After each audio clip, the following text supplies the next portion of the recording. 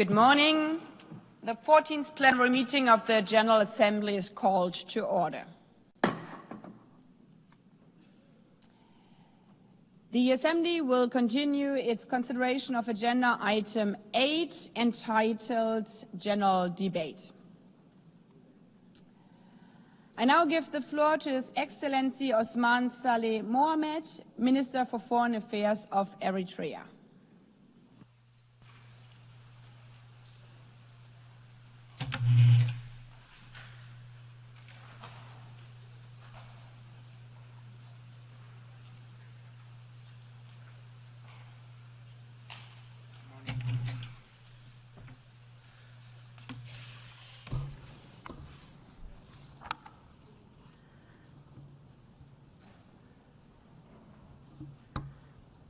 Good morning. Your Excellency Ms. Annalena Borbak, President of the 8th session of the United Nations General Assembly. Your Excellency Antonio Guterres, Secretary General of the United Nations, honorable heads of delegation, distinguished delegates, ladies and gentlemen. Madam President, allow me to join previous speakers to congratulate Your Excellency for your election to the presidency of the 8th session of the United Nations General Assembly. During the 79th session of the United Nations General Assembly last year, I had briefly reflected as a backdrop and for purposes of historical reference to dwell on humanity's collective trajectory in the past 100 years. In this regard, the defining features of this century can be summed up by failure formed in 1995 and until the end of the Cold War, and reckless and dangerous trends set in motion in the prevalent unipolar world order in the last 30 years.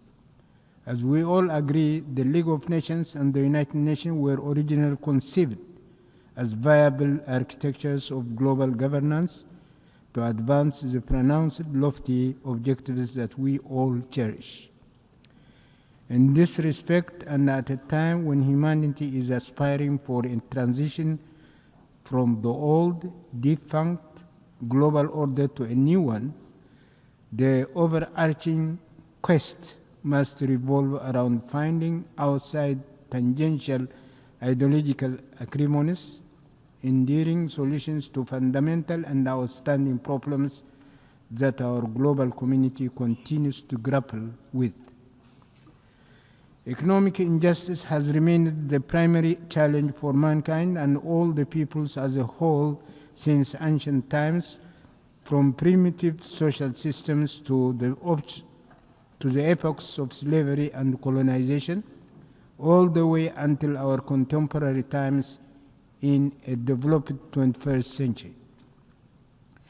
The perennial challenges stem from modalities of wealth creation and accumulation, and notably in relation to wealth and income sharing. The fact is, past and present global systems are broadly rooted on monopoly, plunder, and deceit.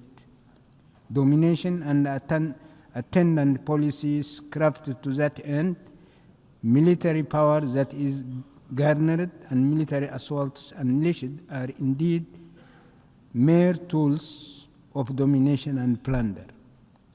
Similarly, various economic and financial architectures are essentially enunciated to bolster the objectives of domination and plunder. Policies formulated and operations undertaken to expand the spheres of influence are likewise sheer means of domination and plunder. Subtle corruption constitutes another means of domination and plunder. Wars, conflicts, and crises are also stoked and aggravated for the sole purpose of domination and plunder. Tools of propaganda and deception are weaponized for similar objectives. Ladies and gentlemen, In the event, the cardinal challenge is how to bring about a new global order that promotes justice and fairness to supplant prevailing global governance architecture whose defining contours remain domination, plunder, deceit, and repression. Spiraling oppositions underway in various parts of our world, including in the developed and industrialized regions, through expansive popular demonstrations against dire economic trends and debilitating debt anchored by governments, are only the tip of the iceberg. But what is extremely preoccupying is the appalling economic situation in the underdeveloped countries, and more specifically in the marginalized African continent. Although the details can be assessed on a case-by-case basis, most of Africa's economy remains primitive. Africa remains a continent where raw materials are exported to the so-called developed economies for nominal prices, in which manufactured finished products are imported at highly inflated prices, where the economies are afflicted by huge losses in job opportunities, in which human capital and meager professional and skilled manpower are drained due to migration and brain drain, where presiding regimes lavishly waste borrowed money but cynically flaunt semblance of progress while burdened by mounting debt, are embroiled in corruption and political servitude to external forces, are afflicted by instability due to domestic polarization and endemic crisis, and where they face rapid population growth as well as imminent challenges and disasters. The scenario is very bleak indeed. Why was mankind's mission in the new century unsuccessful? The cherished mission does not contain novel and sophisticated inventions or ideological and philosophical dimensions. The values of the missions invoked and that underpin the struggle during the epochs of slavery have not changed whatsoever in this so-called new 20th century. The aspirations of mankind are: 1, to fairly own their economic resources and the fruits of their work and march on a sustainable path of generational progress and prosperity by accumulating wealth. 2, to secure peace and stability in order to guarantee prosperity and economic growth. 3, to ensure prevalence of fairness and justice as vital prerequisites for peace and stability. To promote mutual respect, complementarity, and cohesion integration, so as to bolster widest regional and global peace and stability, as well as mutual growth. 5, to establish appropriate legal executive structure and associated mechanisms for the implementation of these fundamental human aspirations.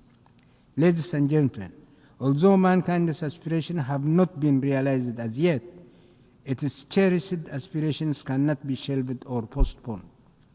Failure to achieve the desired objectives can only spur stronger resilience and greater moral imperative. In the event, the timely and pressing task for all the peoples of the world is to strengthen their organizational and coordination mechanisms in order to prevail against perennial injustices, domination, deceit, coercion, intimidation, plunder, and monopolization, whatnot. In this regard, we call for the categorical lifting of all unilateral coercive measures and sanctions imposed on countries such as Eritrea and Cuba, including the unjust 60-year-long embargo against Cuba and its arbitrary designation on the spurious list of state sponsors of terrorism. This will require nurturing broad mechanisms of solidarity as well as continuous review and refinement of their strategies and methodologies. In this respect, the peoples of Africa should particularly work out, in view of the specific hurdles that they are facing, a robust mechanism in order to contribute their share with higher vigor to the collective mission for a new world order in tandem with ongoing endeavors for the consolidation of a broad international alliance.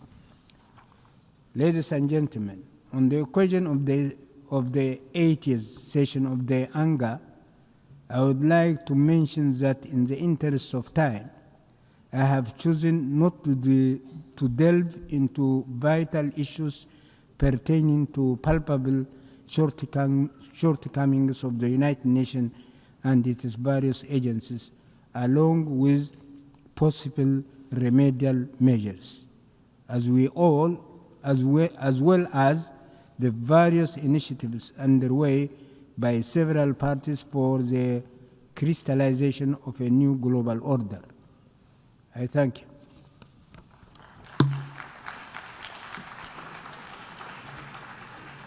I thank the Minister for Foreign Affairs of Eritrea.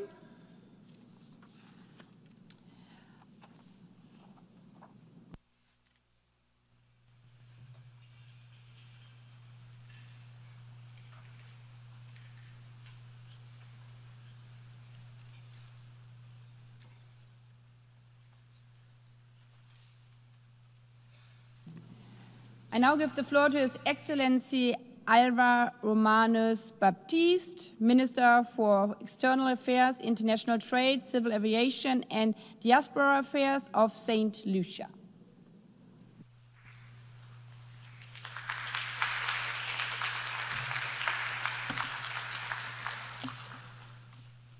Madam President, in the words of the late Abraham Lincoln, the 16th President of the United States, the most reliable way to predict the future is to create it. The words of the late President are illuminated by Buckminster Fuller, who said, and I quote, "You never change things by fighting the existing reality. To change something, build a new model that makes the existing model obsolete." Unquote. Hence, Madam President, the theme for this 80th session of the United Nations, Better Together, 80 years and more for peace, development, and human rights, is a trumpet call to like-minded countries to urgently reconstruct a better future for humanity. Building that better future together emphasizes the importance of international cooperation and shared responsibility.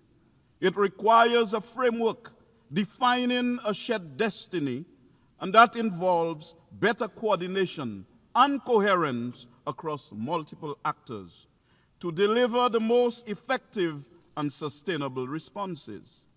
In this regard, Madam President, St. Lucia, as a small island developing state, has maintained its engagement in the various processes of critical importance to its domestic agenda at the United Nations, such as climate change and sustainable development, financing for development, international ocean governance, the proliferation of small arms and light weapons, revitalization of the General Assembly, and decolonization. These all have a real impact on our national plans and programs. In the context of our development challenges, the global economy is facing multiple shocks that are threatening to further retard and reverse progress on St. Lucia's sustainable development. The impacts of these compounding shocks is aggravated by an unfair global financial system that is short-term oriented and crisis-prone, which further exacerbates inequalities, not to mention that small island developing states like St. Lucia face existential threats amplified by climate change.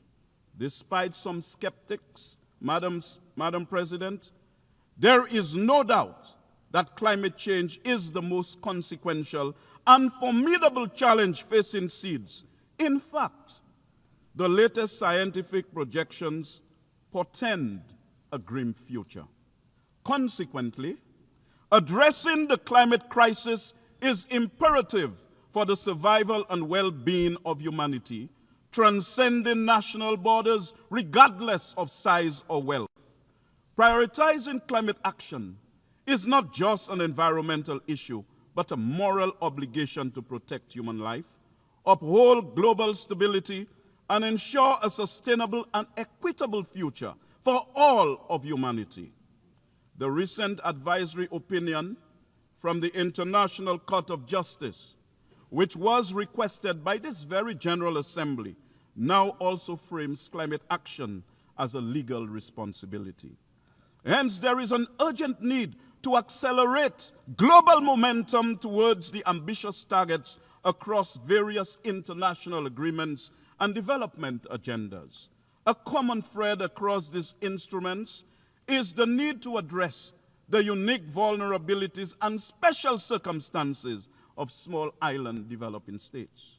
Madam President, we also work in the UN context to strengthen relations with countries and regions and encourage cooperation while remaining staunch advocates of the principles enshrined in the UN Charter, the rule of law, and the process of multilateralism.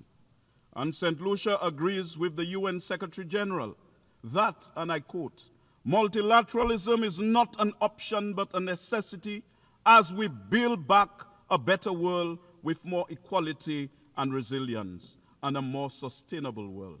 For we are confronted with challenges and threats largely emanating from the unilateral actions of powerful developed countries. And it is through the multilateral system of the United Nations that we can find comfort and the support to meet these challenges. However, the erosion of global trust, intensified by geopolitical divisions, economic disparities, and ongoing crises, threatens international cooperation and stability. As nations prioritize self-interest over collective well-being, diplomatic relations weaken and multilateral efforts falter. Madam President, while global solidarity is essential to uphold human rights, it is also important to support self-determination, especially for marginalized and colonized nations. Recognizing the right to independence fosters justice, equality, and dignity, and builds inclusive, sovereign societies that reinforce the universal principle that all peoples deserve freedom and self-governance. It is for this reason, Madam President, that the world must act urgently to bring an end to the gruesome carnage and injustices being perpetrated against the Palestinian people. And this must start with the implementation of the scores of resolutions that have been passed by the UN since 1947, which call for the Palestinians to exercise their right to self-determination. Madam President, I draw attention in particular to Resolution 3246 of 1974, which reaffirmed the unassailable rights of the Palestinian people to self-determination, national independence and sovereignty, and the right of the Palestinians to return to their homes and property. In St. Lucia's reaffirmation of its commitment to human dignity, equality, and justice, Madam President, the ongoing Israeli military operations in Gaza and the West Bank raise serious concerns about the humanitarian impact on innocent civilians, which has exceeded disturbing, alarming, and unacceptable parameters. Madam President, dropping bombs on civilian populations, on defenseless men, women, and children cannot constitute a defense of oneself. Using starvation as a method of so-called warfare cannot constitute defense of oneself. Madam President, the destruction of hospitals, schools, and places of worship in Palestine in no way constitute self-defense and are completely unacceptable, inhumane, and atrocious. Is it surprising to anyone, therefore, that based on publicly available data from United Nations and other agencies, at least 66,053 Palestinians have been killed, 65,062 in Gaza, and 991 in the West Bank, and of the identified fatalities, at least 18,430 are children. Further, at least 247 journalists and 540 aid or humanitarian workers have been killed since October 7th, 2023. Madam President, in this morbid scenario, we must remind ourselves that this is not a video game. This is not science fiction, and Palestinians are not imaginary people. They are human beings deserving of our collective respect, independence, and protection. Recognizing the fact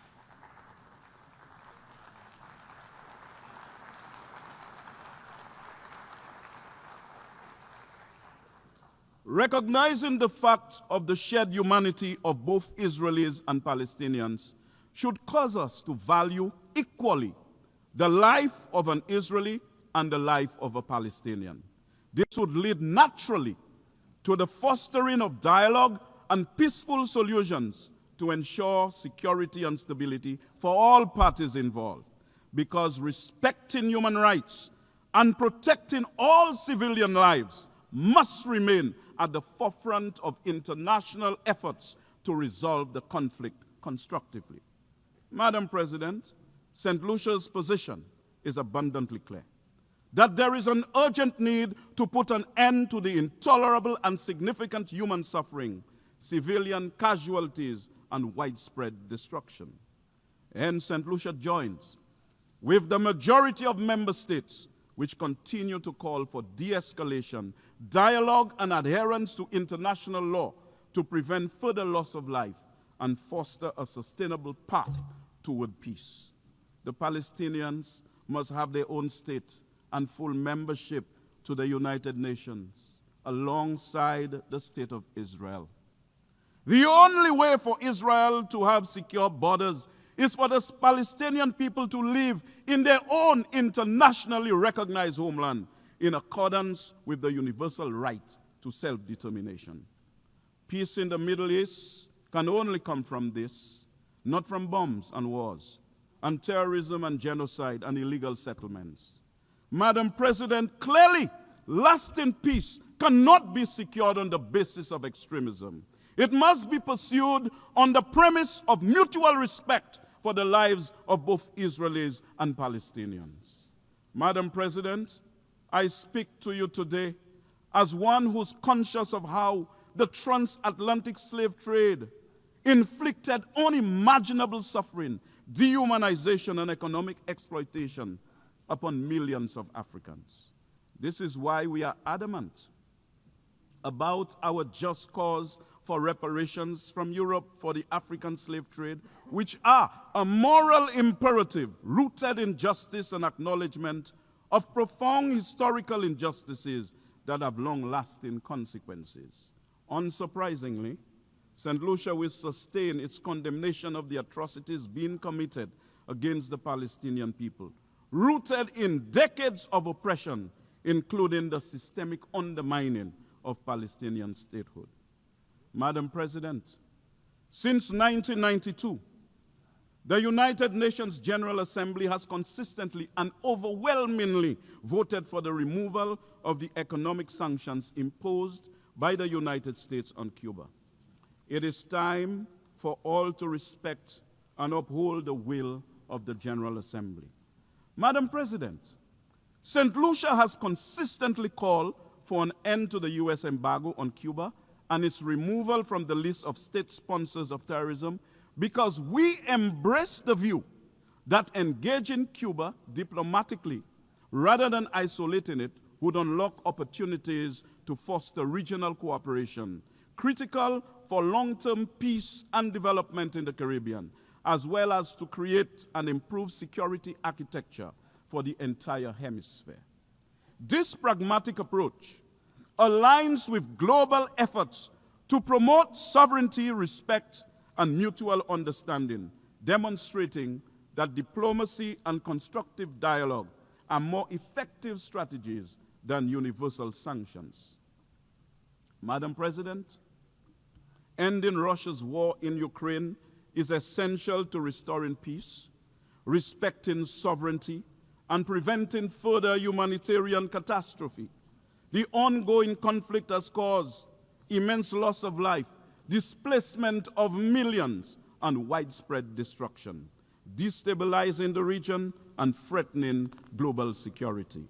Hence, ceasing hostilities would demonstrate respect for international law and sovereignty, encouraging negotiations over continued violence. Madam President, renewing our commitment to multilateralism also means that member states must take measures to reduce tensions and settle disputes in areas where, if not checked, conflict and war would prevail. It is for this reason that St. Lucia renews calls for the United Nations to allow Taiwan to meaningfully participate in the UN system. And I state categorically, Madam President, that UN Resolution 2758 of 1971 does not preclude Taiwan's inclusion and participation in the United Nations system. Madam President, Haiti faces an unprecedented humanitarian crisis marked by political instability, widespread poverty, environmental degradation, and a fragile healthcare system, all compounded by intractable gang violence. Hence, the urgent need for international support is critical to prevent further deterioration of living conditions, protect vulnerable populations, and restore law and order, as well as basic services like education and healthcare. Without immediate action, Haiti risks spiraling into deeper chaos, increased violence, and prolonged suffering that will destabilize the region and undermine global efforts for stability and development. This is why St. Lucia is extremely concerned that the multinational security support mission is woefully short of the personnel and equipment it needs to effectively pursue its mandate. Of the $900 million the UN anticipated raising for Haiti, only 9.2% of this has been received. The UN Secretary General has best described this, and I quote, as shamefully overlooked and woefully underfunded, unquote. Madam President, on the 29th of January 2014, the leaders of the Community of Latin America and Caribbean states declared our region as a zone of peace. It was a declaration based on a commitment to upholding the principles of the UN Charter. It was based on the understanding that peace was necessary for the development of the peoples of the region, and that peace in the region contributed to international peace and security. As recently as the 13th of June this year, at the Brazil-Caribbean Summit in Brasilia, the heads of government reaffirmed their commitment to maintaining the region as a zone of peace. It is in this context, therefore, that St. Lucia, like other CARICOM member states, views with concern recent developments in the region which have aggravated tensions between Venezuela and the United States. We pray, Madam President, that this tension does not degenerate into violence, hence maintaining our region as a zone of peace. It is also in the context of the Latin American and Caribbean region as a zone of peace that St. Lucia is concerned over developments between Venezuela and the CARICOM member state of Guyana in relation to the border dispute between the two countries. St. Lucia urges the non-use of force on that issue and reliance on the multilateral mechanisms that are in place for resolving it. St. Lucia prioritizes diplomacy over violence, believing dialogue fosters peaceful coexistence and safeguards sovereignty. Small nations like ours can advocate effectively through non-violent diplomacy, demonstrating its moral and pragmatic strength, Madam President. Consequently, Madam President, we have a moral obligation to promote peace, development, and human rights through collective leadership rooted in respect, diplomacy, and multilateral cooperation. However, Madam President, we have to accept that the UN's Commission is being ignored and disrespected when we witness the undeniable genocide that is being committed against the people of Palestine. Further, the recent attacks on Iran, Syria, Lebanon, and Qatar speak to the violation of the UN Charter, which has now become normalized. We cannot deny that the UN's Commission is being snubbed and disregarded when, after 3 years, Russia continues to flout international law and the UN Charter with its unprovoked invasion of Ukraine. Similarly, the UN's Commission is also being ignored in the 63-year-old unproductive economic embargo that has been imposed on the government and people of Cuba, despite the many UN resolutions calling for its removal. And we have to agree that the UN's Commission is being disregarded in the conflict in the Sudan. These shocks to the UN's Commission should be of concern to all member states, but they are of particular concern to all small island developing states like St. Lucia, not just because these conflicts threaten world peace in general, but because they are symptomatic of a departure from multilateralism and the adoption of an outdated notion that might is right. Clearly, Madam President, violence is not in consonance with the requirements of our times. In fact, it is abundantly clear that military dominance, which is an expired currency of a bygone era, is not moral tender and cannot purchase peace and stability in the contemporary global political environment. The old military order, though fraught with contradictions, is pregnant with renewal. Without guidance, its offspring may be disfigured by conflict. But with diplomacy as the midwife, this troubled gestation can deliver a new era of peace and stability. The world's intolerance for the carnage in Gaza and the West Bank is symptomatic of its resentment for needless bloodshed. While military dominance enables death and destruction, it cannot resolve the spectrum of challenges that we as a global family are called upon to confront within the framework of our integrated whole.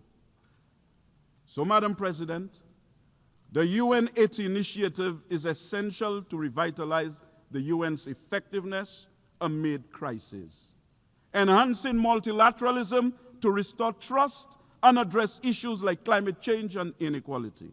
Madam President, despite challenges like limited enforcement, vetoes, and geopolitical interests, the UN remains a valuable conflict resolution tool. We should leverage the UN to advance economic and social priorities and a stronger international response to global issues. Hence, a new model for the United Nations should prioritize reforming its decision-making processes to enhance efficiency, accountability, and inclusivity, addressing current limitations like veto power and bureaucratic inertia. This model would shift towards a more equitable representation, empowering developing countries and marginalized groups, ensuring their voices influence global solutions. It would strengthen the UN's capacity for rapid response to crisis, integrating innovative approaches like technology and multi-stakeholder partnerships. By fostering transparency and accountability, this new model would rebuild global trust, making the UN a more effective, responsive, and equitable platform for advancing peace, sustainable development, and human rights in an increasingly interconnected world. This model, Madam President, will give birth to an international environment of peace, of the absence of major conflicts and wars, of the decline of unilateralism, of a greater function in multilateralism that protects us from climate change and climate injustice, from the scourge of illegal weapons smuggled into our countries, an international environment where nations honor their financial commitments and responsibilities and respond and respect and promote human rights that supports our efforts at regional integration. Madam President, as I prepare to close, this model would be a fine testament that after 80 years, multilateralism would be in a good place, and that with the United Nations, we can expect that in the years ahead, there will be more peace, greater development, and the prevalence of human rights. Let us choose it, my dear brothers and sisters. Let us reach for it, my dear brothers and sisters, because after all, in the words of Buckminster Fuller, we are called to be architects of the future, not its victims. Madam President, I yield the floor.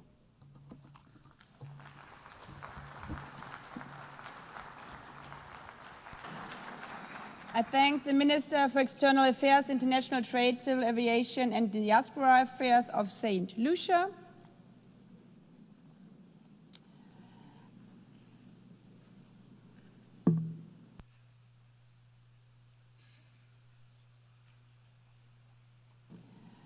I now give the floor to His Excellency Mulambo Hamakuni Haimbe, Minister for Foreign Affairs and International Cooperation of Zambia.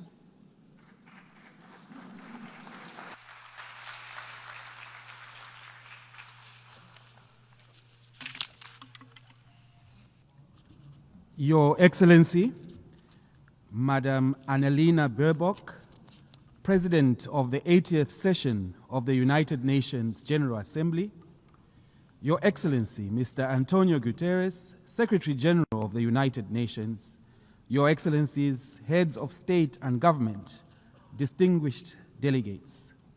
I am honored to address this August Assembly on behalf of Mr. Hakainde Hichilema, President of the Republic of Zambia. Allow me, at the outset, to congratulate you, Madam President, on your election to the presidency of the 80th session of the General Assembly. The choice of theme, Better Together, 80 years and more for peace, development, and human rights, is timely as it underscores the need for us to work together for the common good in the face of multiple global challenges. In this regard, Zambia reaffirms its faith in multilateralism and the United Nations Charter, a key foundation for our shared commitment to international peace and cooperation. Over the past 8 decades, the United Nations has been the cornerstone of global peace, security, and cooperation. It has helped prevent major conflicts, advanced decolonization, supported peacekeeping missions, and played a leading role in advancing global action in public health, education, and humanitarian relief that have saved countless lives. Through initiatives such as the Sustainable Development Goals, it has mobilized nations to reduce poverty, improve public health and education, as well as promoted gender equality. We also note that peace is intrinsically intertwined with development, as there can be no sustainable development in the absence of peace. Therefore, the UN's efforts at peace building and peacekeeping are very critical for the development of all regions of the world, even those seemingly distant from the war front. We recognize, however, that the UN has been slow to react to some of the conflict situations which has led to serious humanitarian crises. We also acknowledge the need for key reforms and genuine inclusiveness, particularly for Africa, whose voice remains stifled after 8 decades. We must reflect on this and other areas that could be enhanced. Those challenges remain. The United Nations has proved that multilateralism can deliver tangible progress for humanity. We are confident that the Pact for the Future and the Declaration on Future Generations agreed upon during the 79th session renews our hope and solidarity to sustain the momentum of the past 80 years. Madam President, as we undertake these reforms, it will be important to ensure that the pursuit of efficiency should not be at the expense of the United Nations' reach and impact on the interests of developing countries, particularly those facing the largest implementation gaps in the SDGs. The UN 80 initiative must strengthen delivery in the 3 core pillars of the United Nations of peace and security, development and human rights. We must preserve those parts of the UN that work. For instance, the resident coordinator system has helped coordinate various UN development agencies to ensure they work together effectively, efficiently, and transparently in supporting the host governments achieve SDGs. These reforms must serve to strengthen the RC system. Madam President, we meet at a critical moment when escalation in geopolitical tensions pose a significant threat to the gains made in the 80 years of the United Nations' existence. This exacerbates the existing challenges and places multilateralism under threat. Further, we have witnessed how challenges such as ongoing conflict situations, climate shocks, and the pandemic have negatively impacted the global economy. It is therefore clear that a short period of war or crisis can erase decades of development gains. We therefore categorically condemn war and aggression and urge all parties in conflict to choose diplomacy over violence. Allow me to re-echo President Hakainde Hichilema's constant reminder to the world that instability anywhere is instability everywhere. Zambia therefore remains an advocate for peace, human rights, good governance, and inclusive development for a strengthened multilateral system. Further, we remain committed to the principles enshrined in the United Nations Charter. Zambia has been actively engaged in regional peace efforts. We continue to support the work of the African Union and regional organizations in mediation and peacekeeping, including in the Horn of Africa and the Great Lakes region. Here at the United Nations, we as African nations count on the continued support of the international community in initiatives to silence the guns in Africa and resolve conflict worldwide for a more secure world. Madam President, inspired by the 2030 Agenda for Sustainable Development and our national vision, we have undertaken bold reforms to improve the lives of our people, even as we recover from the devastating drought that affected our country in 2024. A cornerstone of our strategy is investing in our people, especially the youth. Believing that education is the greatest equalizer, our government introduced free primary and secondary education for all children, recruited a number of teachers to improve the quality of education. We further recognize that a healthy population underpins productivity and inclusive growth.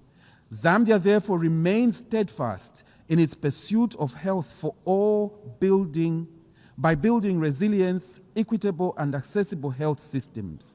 We are expanding infrastructure, providing essential supplies, and deploying thousands of health workers to underserved areas, among other interventions. While we recognize the changing landscape in official development assistance, we call on development partners to continue their effort to support HIV/AIDS programs, especially with antiretroviral therapy, so that countries such as Zambia that have made progress in the fight against HIV do not regress on account of funding constraints. We therefore look forward to upcoming World Social Summit in Qatar that will accord us an opportunity to engage on key social development issues and advance social progress, ensuring that no one is left behind in the global sustainable development journey. We urge all member states and development partners to prioritize health spending as a strategic investment because human capital is the greatest asset of any nation. Madam President, to protect the most vulnerable, Zambia has scaled up safety nets. Our social cash transfer program now reaches over 6.5% households. This and other complementary initiatives such as food security packs and skills training has been crucial in cushioning families from shocks and lifting communities out of extreme poverty. Madam President, we believe that empowering women is more than just a moral duty. When women thrive, families prosper and nations advance.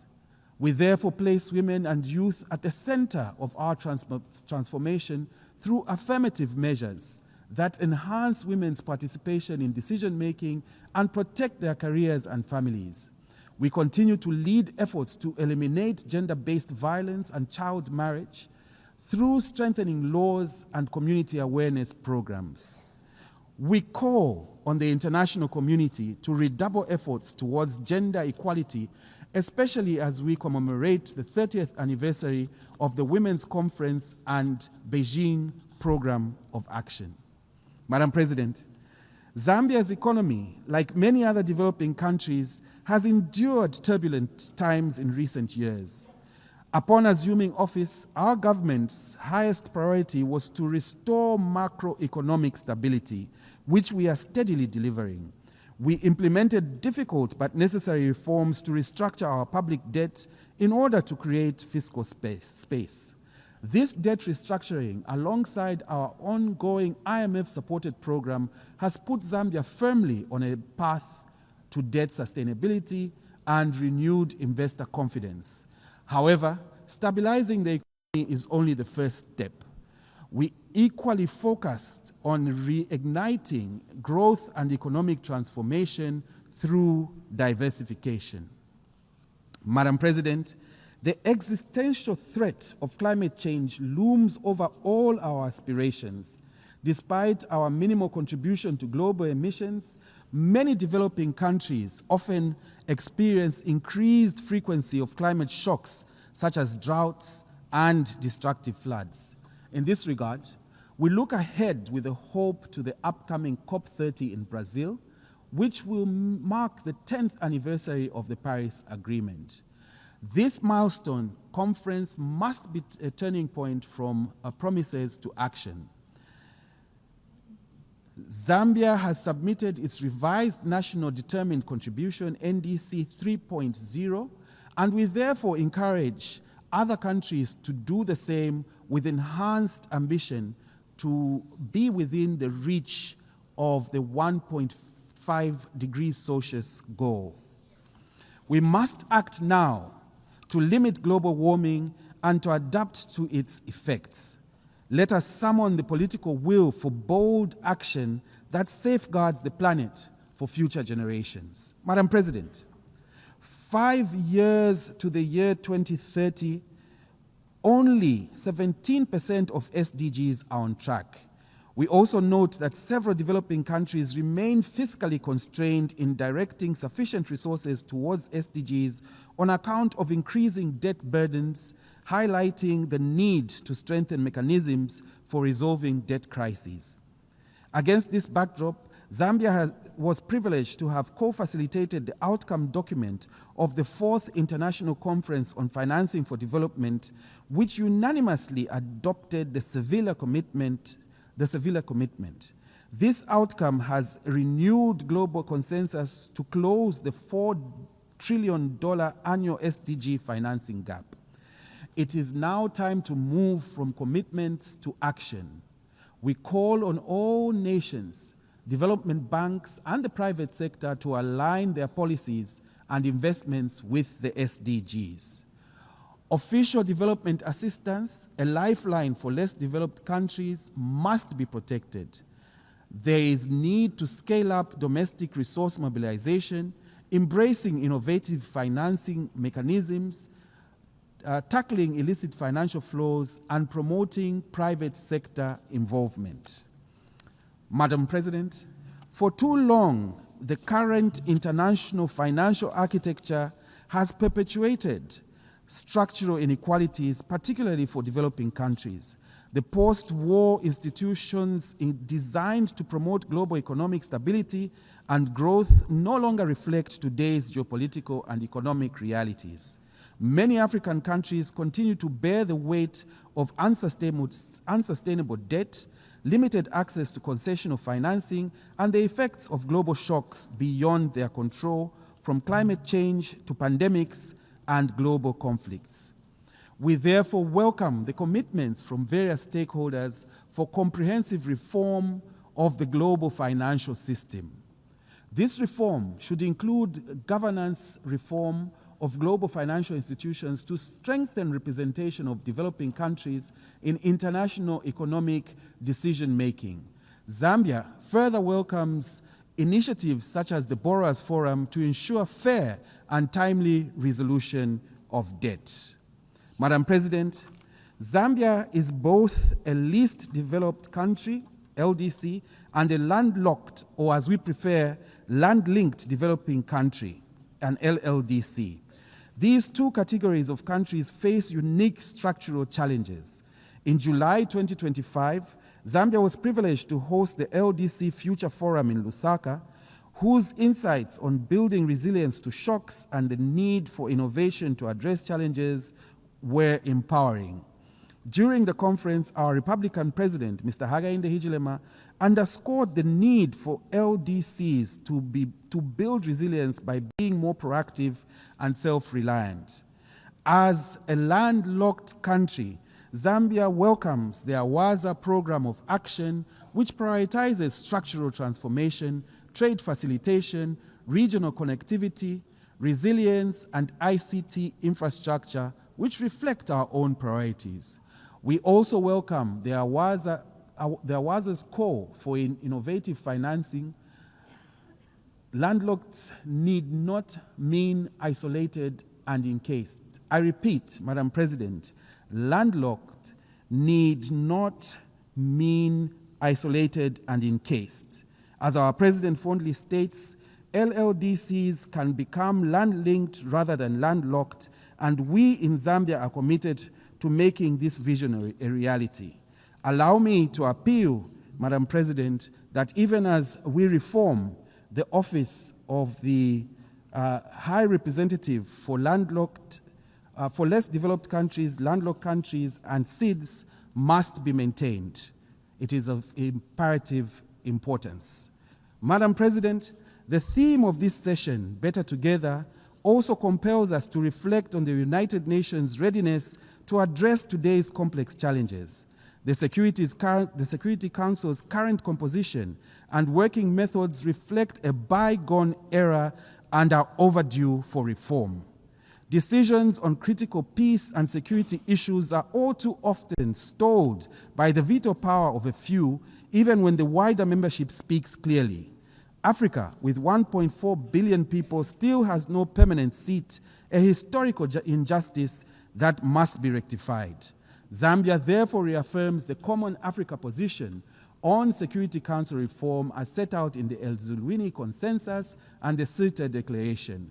We call for comprehensive reform that expands both permanent and non-permanent membership to make the Council more equitable, effective, and reflective of today's world. Madam President, Excellencies, 80 years ago, the world emerged from war with a promise to never again allow division and destruction to define our collective future. That promise is being tested today. Let this 80th General Assembly be remembered as a turning point where the world chose solidarity over silence, justice over inertia, and unity over division. We must act not out of fear, but out of hope, not in isolation, but in solidarity, as we are better together. Madam President, Your Excellencies, I thank you.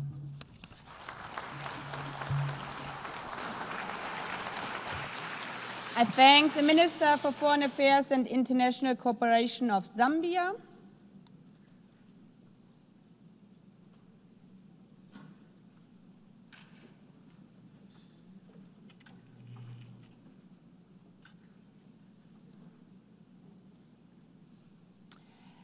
I now give the floor to Her Excellency Anita Anund, Minister for Foreign Affairs of Canada.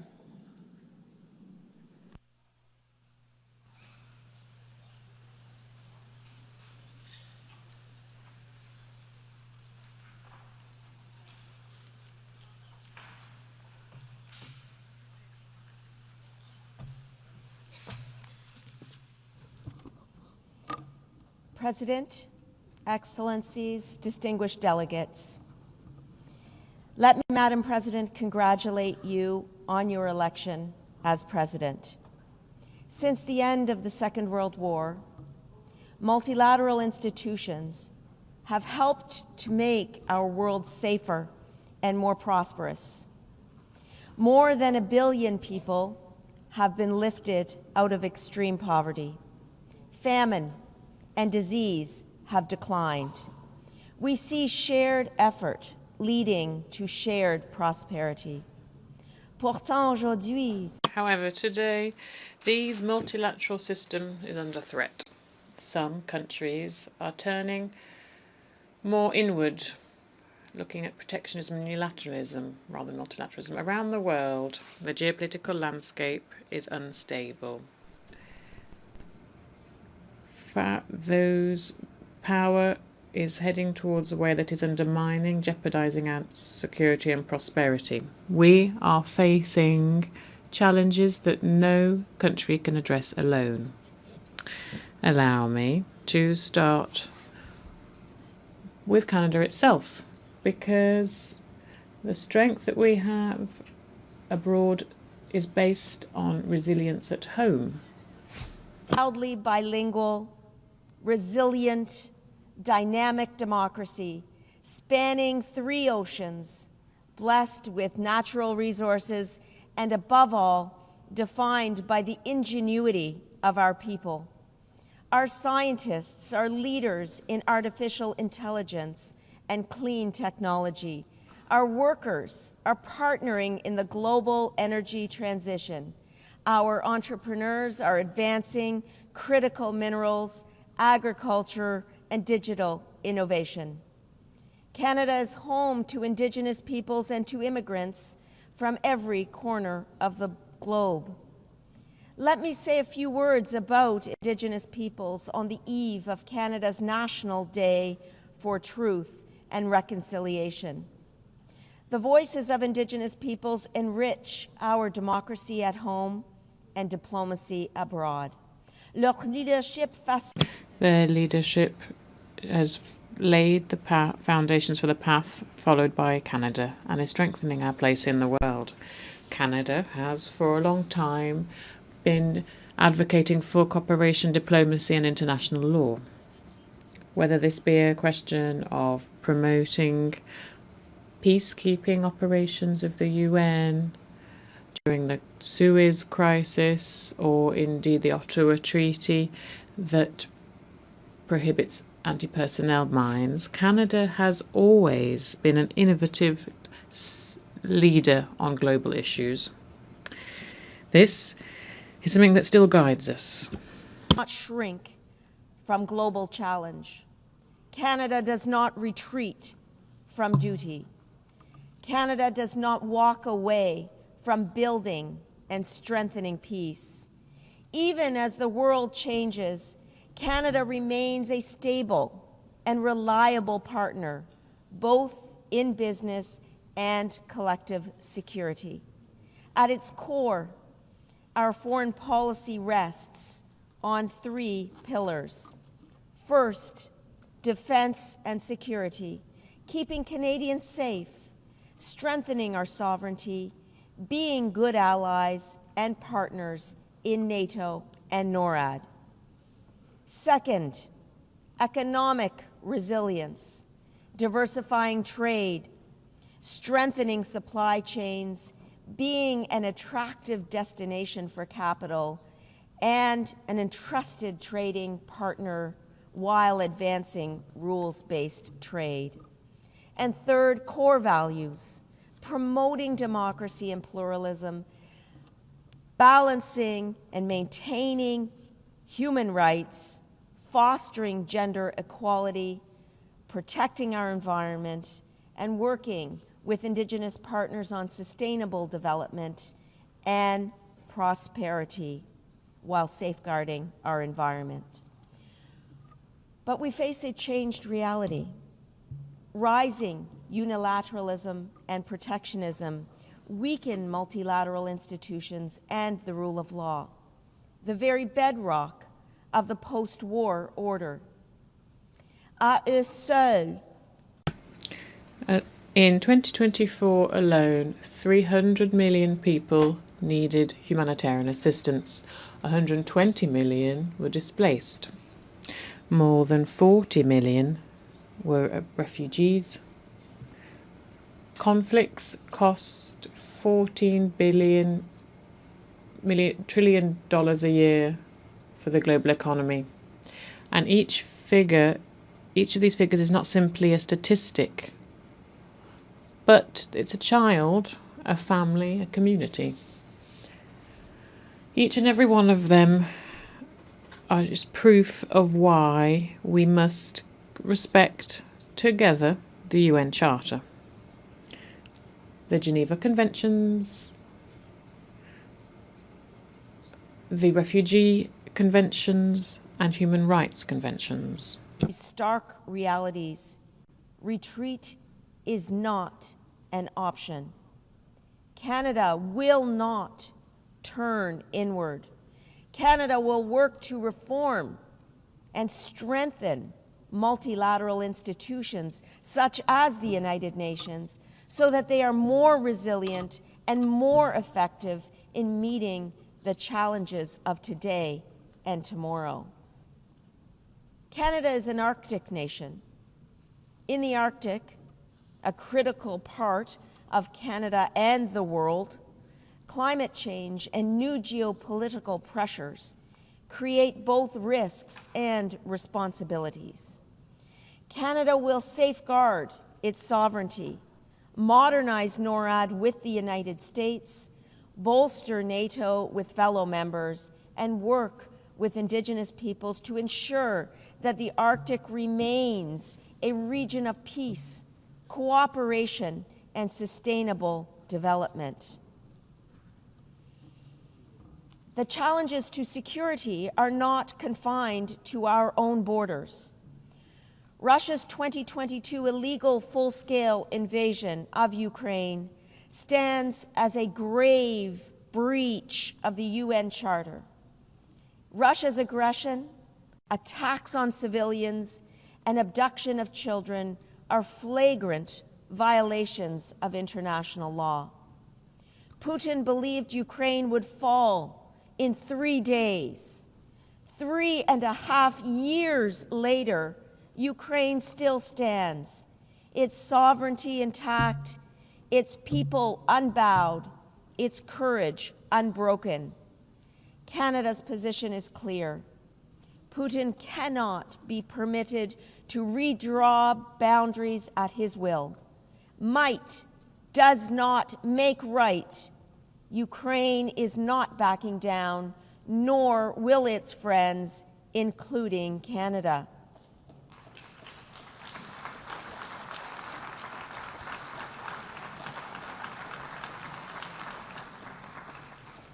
In supporting Ukraine, we are not only defending a nation, we are defending the founding principles of sovereignty, dignity, and peace. Values that unite us all. Canada has already pledged $22 billion of various types of aid to Ukraine, and Ukraine can count on our long-term support. Here at the UN, last week, the Prime Minister Carney and President Zelensky reaffirmed our shared commitments, something that is shared by a large number of you here, to bring back Ukrainian children, bring them home. The October 7th terrorist attack by Hamas on Israeli civilians was absolutely horrific. Hamas is a terrorist organization and an impediment to peace. Canada calls on Hamas to lay down its weapons and to release all remaining hostages immediately. The scope of the humanitarian crisis in Gaza is catastrophic and requires urgent action. Canada has committed over $340 million in humanitarian aid, and our call on Israel to help protect the civilian population of humanitarian aid at scale, and to ensure the two-state solution is eroding, as is evident in Israel's illegal expansion, reflects long-standing Canadian policy based on the right a commitment to a two-state solution,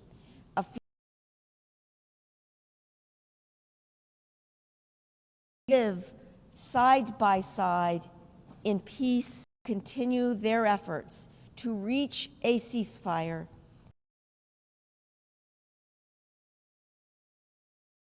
processes that must follow. Canada will participate. We are committed to efforts to strengthen the capacity of partners in the region.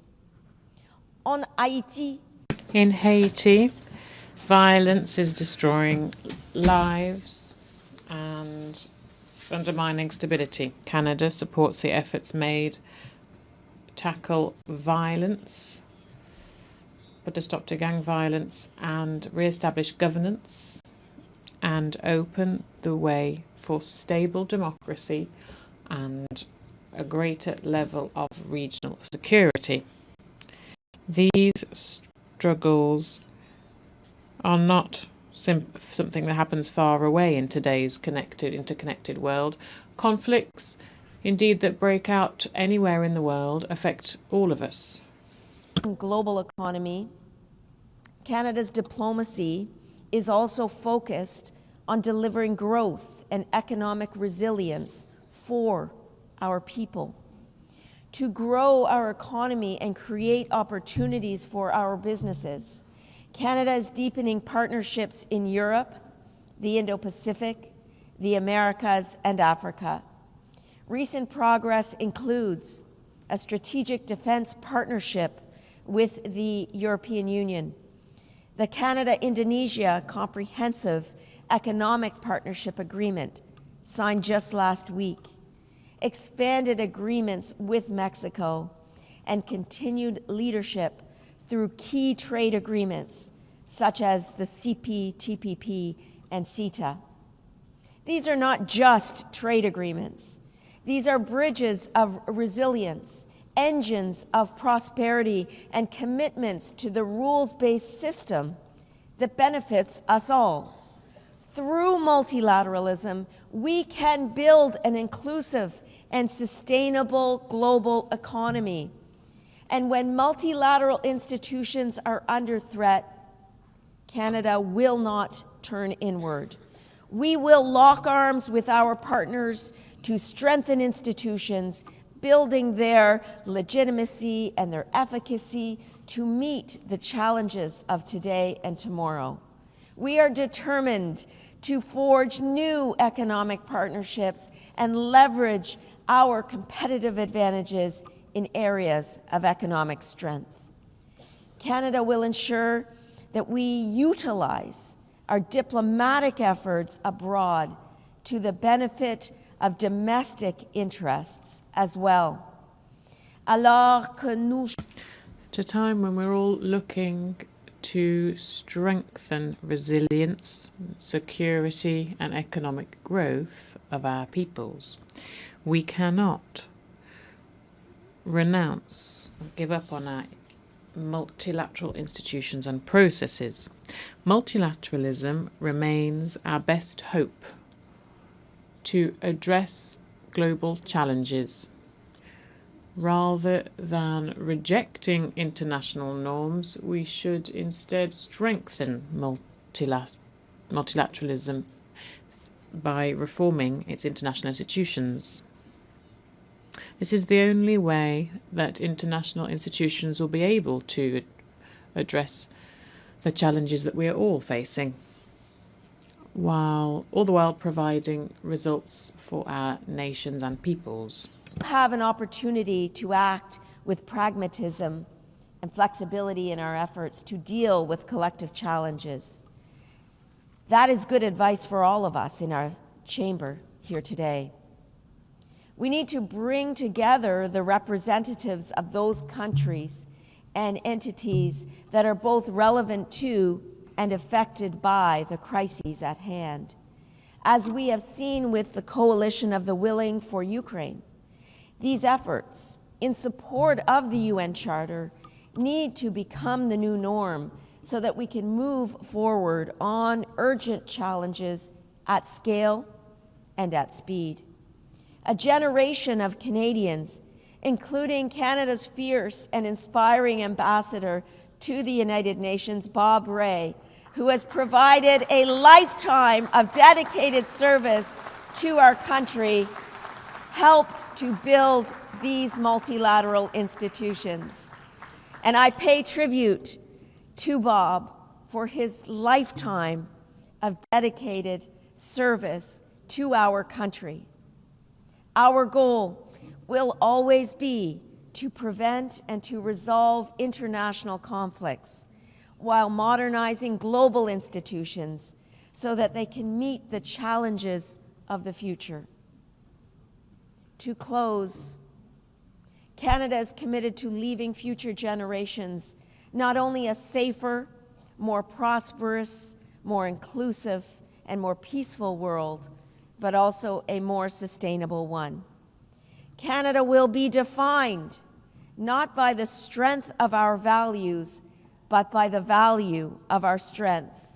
We know that no country can meet today's challenges alone. As former UN Secretary General Kofi Annan once said, in an era of global challenges, the world needs multilateralism now more than ever. No nation can solve its problems alone.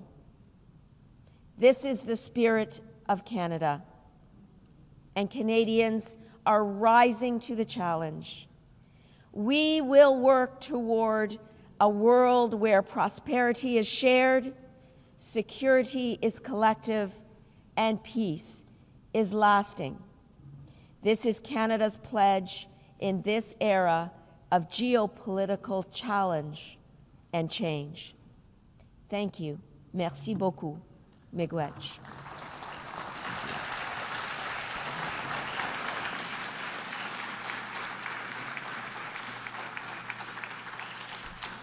I thank the Minister for Foreign Affairs of Canada.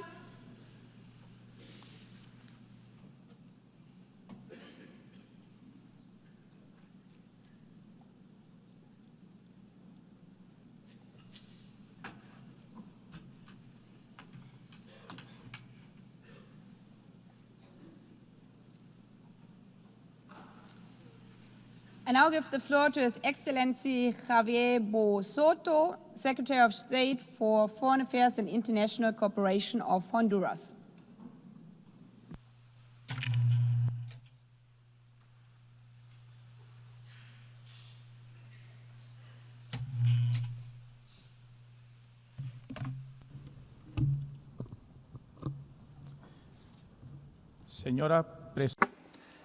Madam President of the General Assembly, Secretary General of the United Nations, Heads of State and of Government, Ambassadors, distinguished delegates, ladies and gentlemen. I address you today on behalf of the Government of the Republic of Honduras and on behalf of President Iris Xiomara Castro Sarmiento, the first woman to lead the destiny of our nation, who recognizes the historic meaning of this General Assembly, which commemorates 80 years since the establishment of the United Nations. 8 decades have elapsed since humanity, in the wake of the horror of 2 world wars, decided to build a new legal, moral and political framework to preserve peace, protect fundamental rights, and build equal development between peoples.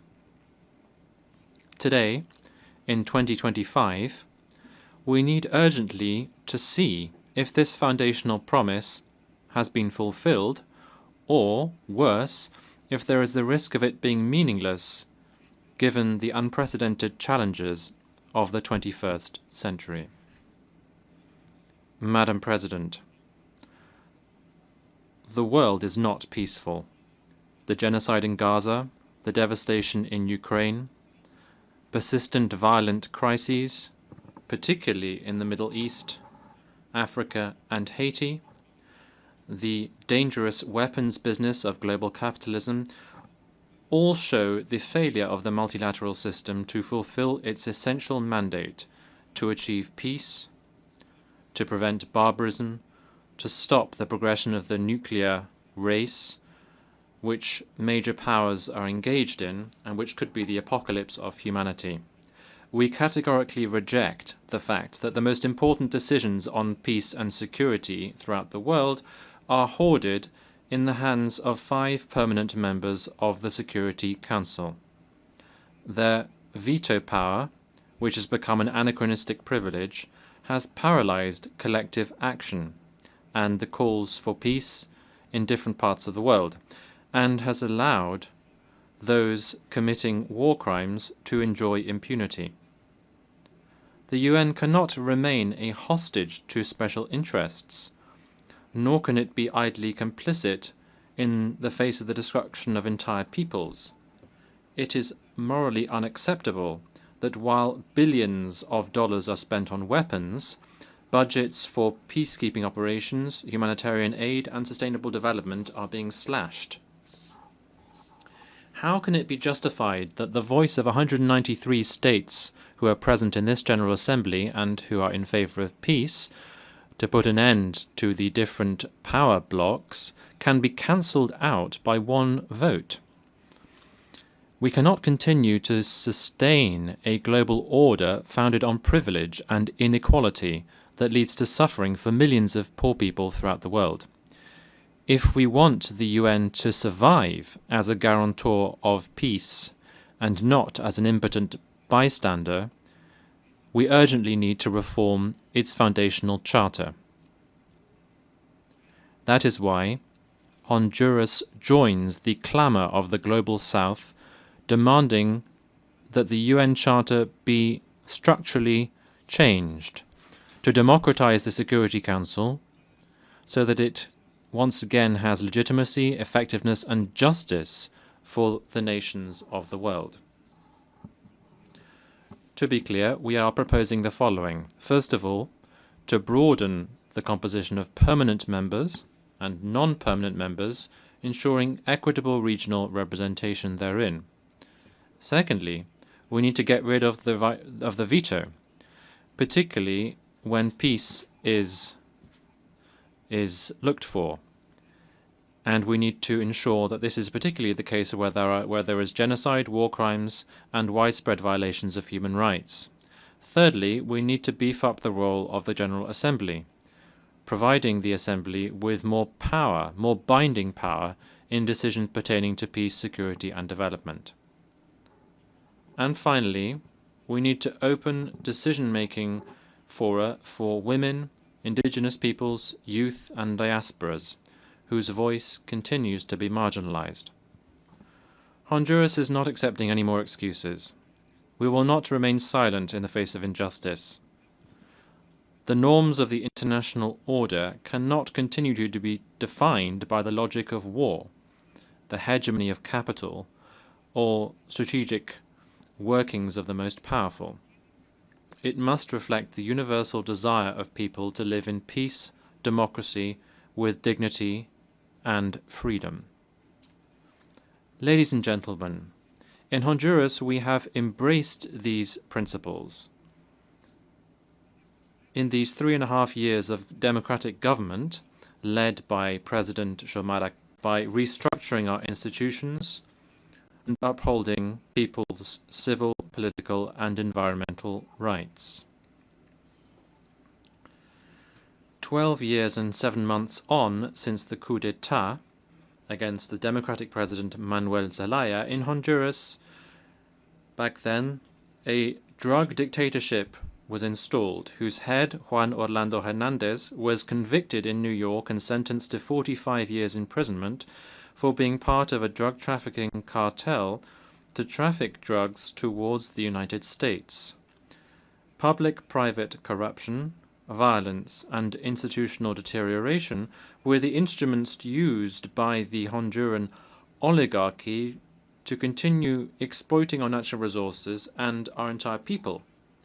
Our government has begun the process to recover from this episode by carrying out root and branch changes, focusing on the well-being of the majorities who were sacrificed by the drug dictatorship and historically excluded by the neoliberal economic model. This recovery has meant putting people's lives above business and putting education and health above privilege. Our progress has been clear. Poverty, which was 73% in 2021, has come down to 63% in 2024. And extreme poverty has been reduced from 54% to 40%. This means that more than 1 million people in Honduras have been lifted out of poverty in these 3 years. Inequality has also been reduced by almost 6 points on the Gini index. This is double what the previous government had achieved. In addition to this, the income of the 20% poorest, who had been sacrificed as a result of the looting and the indebtedness that had been carried out by the previous government, in contrast to this, in the administration of the democratic socialism of Xiomara Castro that we now have, these people have seen their income increase by 150%, and they now have access to health, sports, security, education, roads, agriculture, and energy provided free of charge. In terms of security, Honduras ended 2024 with a homicide rate of 26 for each 100,000 inhabitants. This is the lowest rate in 20 years. In the anti-corruption fight, we have opened our public finances to scrutiny from social audits. We have got rid of corrupt trust funds, and we have recovered our public goods.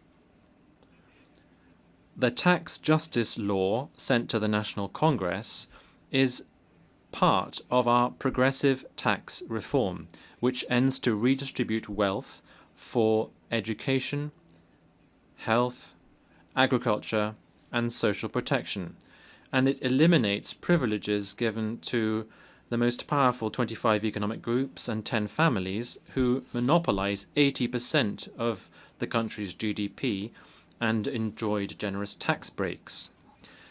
In terms of gender, we have improved gender equality in decision-making. Our cabinet has equal representation of women and men, and we also have programs that have been rolled out to eradicate gender-based violence. Distinguished delegates, Honduras is striving to recover its forests. We have a zero deforestation program to 2030.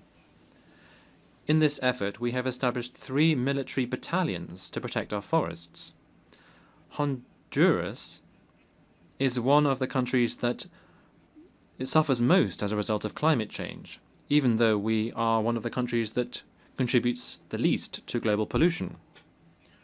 Droughts, devastating storms, a loss of biodiversity, and forced displacements are all open wounds that we have not caused, but which we are nevertheless paying with our lives and with our future.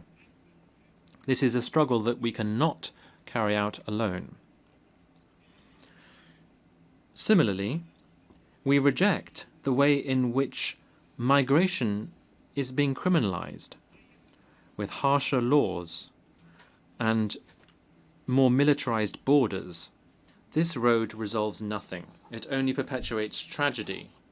It multiplies suffering, and it denies the fact that there is shared international responsibility to address a human and global phenomenon.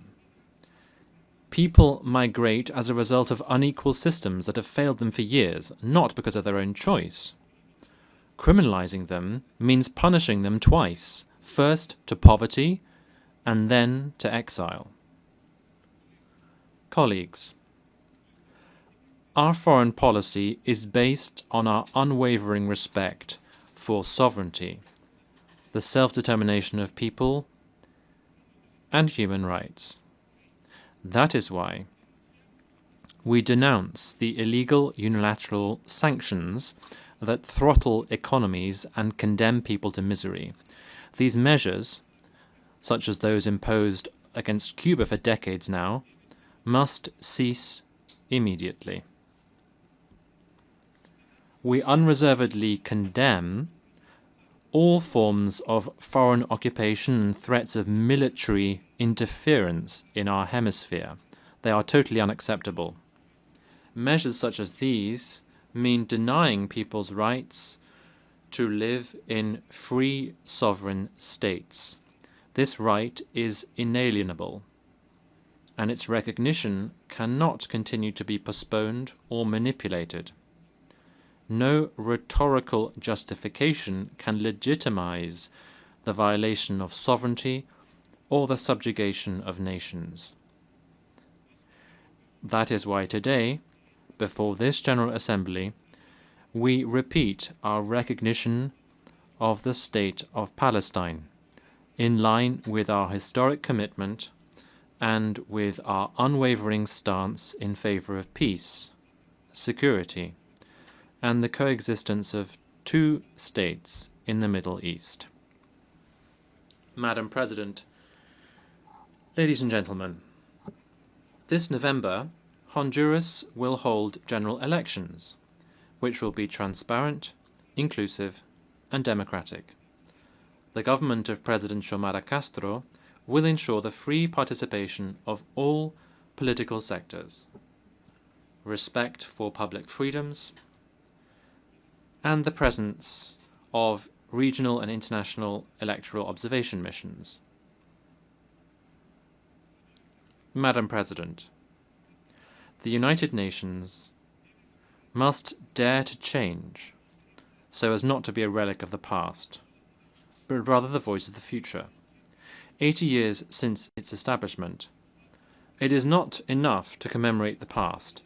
It is now time to open fora for dialogue and hope for a better tomorrow that is still possible. Thank you very much.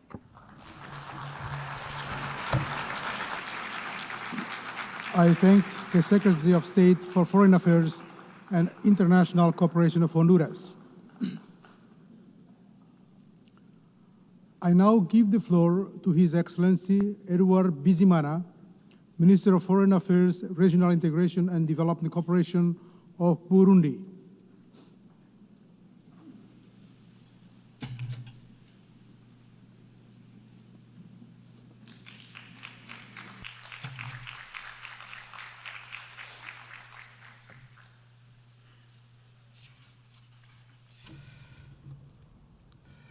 Monsieur le Président, President, Secretary General, distinguished delegates, ladies and gentlemen. I am taking the floor today on behalf of the President of the Republic of Burundi, His Excellency Evariste Ndayishimiye, who bestowed upon me the honour of representing him at this assembly and to share the views of Burundi. Today, as we mark the 80th anniversary of our organisation, something that we're celebrating, and she has the support of Burundi. I'd also like to take this opportunity to pay a well-deserved tribute to your predecessor, my brother Philemon Yang, and pay tribute to his admirable personal and professional qualities, and thank him for the exceptionally professional way in which he presided over the 79th session, which we have just successfully concluded. Finally, I would like to commend the courage of Mr. Antonio Guterres, who, for as long as he has been Secretary General of our organisation, has always advocated for the reform of the UN system to make it more effective and more credible. He also has the support and encouragements of Burundi. 80 years ago, the United Nations was born to a world ravaged by war. Its main mission was to preserve peace and foster cooperation between states and promote human rights. However, given what's happening today in some parts of the world, we should really be asking ourselves if the UN is still on this trajectory. Today, as we're marking this anniversary, I'm honoured to reaffirm Burundi's commitment to these founding ideals. The same ideals that have guided the UN's Charter since 1945. That shows the importance of the theme that is bringing us together this year. Far from being simply a slogan, it throws back to a historic need, a moral commitment, and indeed the only path towards a shared future. Indeed, as long as it has existed, the UN has made a great contribution to maintaining peace. It has supported ways of decolonisation. It has promoted international law, as well as the universality of human rights. It has fostered cooperation between nations and inspired generations of leaders and people. Burundi, which was once a beneficiary of this international solidarity, today is actively contributing to it, whether this be through peacekeeping troops, diplomatic engagement, or indeed using its voice within multilateral fora. Also, Burundi is a real-life example of resilience and of the return of peace. Our nation has gone through very difficult moments, but through and thanks to the will of its people and its strengthened institutions, Burundi was able to turn the page on conflict and choose instead the path of reconciliation, stability, and mutual respect. We created national transitional justice mechanisms with a Truth and Reconciliation Commission, which is painstakingly and courageously continuing its work, so that future generations will be able to build on solid foundations without hatred or a spirit or any search for vengeance. As a part of our candidate to be a Human Rights Council, we will stand against any politicisation of human rights. Thus, we denounce special mechanisms which are sometimes imposed on some countries, including Burundi, for rather subjective reasons. This is why I reiterate Burundi's request to withdraw the initiative to extend for the mandate of the famous human rights special rapporteur on human rights in my country, who for 10 years has been publishing subjective and biased reports on Burundi, as if Burundi and indeed time had stood still over the last 10 years. In Burundi, President, we have undertaken significant efforts to strengthen the rule of law, fight impunity, and promote civil, political, economic, social and cultural rights. Notable progress has been recognised by several partners. bilateral and multilateral partners, that is, as is shown by our constructive cooperation with multilateral partners. However, the Special Rapporteur seems to not have noticed this progress. But, as we all know, peace is only sustainable if development is there too. That's why Burundi has resolutely committed to implement the SDGs, paying particular attention to agriculture in order to create real food security. We're also focusing on education for all, health care, energy, the empowerment of women and young people, and environmental protection and other areas. This is the spirit that inspired our vision for Burundi with an emerging economy by 2040 and a developed economy by 2060. This vision is fully in line with the SDGs, and it is indeed, it shows our will to build a future where every citizen can prosper and actively contribute to the sustainable development of their country.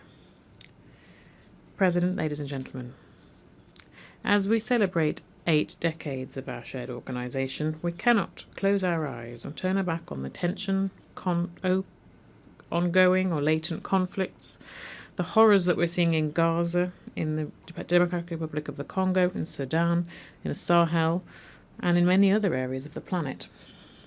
The violence that we've been seeing recently, particularly the indifference and the cynicism that seem to be accompanying it, have reached such heights that we can't help but wonder where our humanity, where our empathy, where our sense of duty have gone. What happened to our commitment to cooperate for a better world? We need to have a heart of stone to remain indifferent to the suffering of the people in the DRC and in Gaza. When faced with this situation, Burundi believes that only a renewed and fair multilateralism can provide lasting responses to the many crises that we're facing. Geopolitical manoeuvring calculations based on indifference, inaction, or on double standards or on egotism are dragging us into the abyss. This is why Burundi is appealing for peace. But for real peace. Not a peace that is selective, nor one that is subject to egotistical, self-serving interests. The peace that Burundi wants to see is a peace that's based on international law, on dialogue, and the respect of state sovereignty.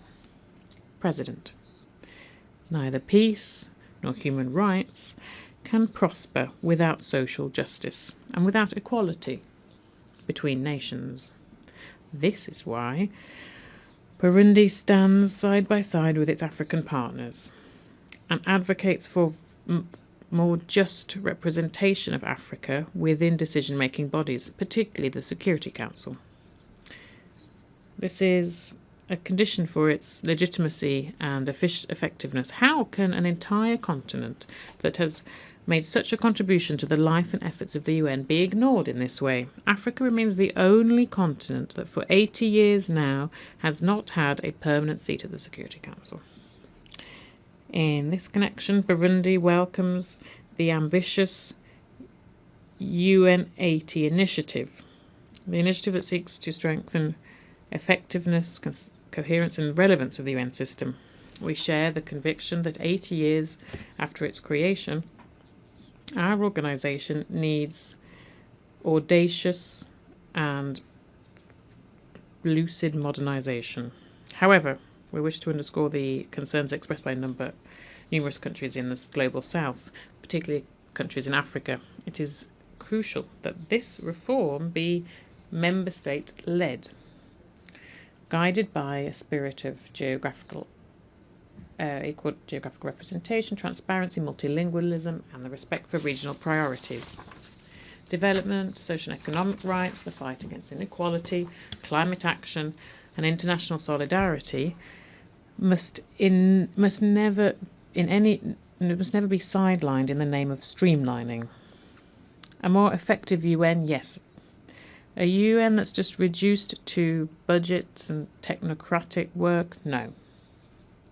Moreover, no reform of the UN system would overcome the question of political governance. We'd recall that the Security Council reform has been worked on for decades. It now is a question of justice. Africa has a united voice on this issue in the Eswatini consensus, is demanding that the historic injustice be corrected so that Africa can be fairly represented in decision-making bodies. It's not a favour, but it is a right, if we want the UN to remain loyal to itself. In summary, Burundi is supporting ambitious reform, but as long as it is inclusive, just, balanced, and focused on the real needs of people, rather than being a reform that's fashioned by external priorities. President, as we work to reform multilateralism, guided by justice, dialogue, and truth, the recognition of historic injustice should be the bedrock upon which we build lasting peace. This is why Burundi would like to reaffirm the importance of the recognition of the genocide committed against the Hutu of Burundi in 1972. This is a question that's already been brought to the attention of this UN General Assembly during the 79th session. The memory, truth, and reconciliation are powerful tools to rebuild society and to build peace. Silence cannot be an option when we're talking about restoring the dignity of victims and preventing from tragedies of the past from happening again. Thus, Burundi would humbly request the support of all UN member states and support for the recognition of this genocide.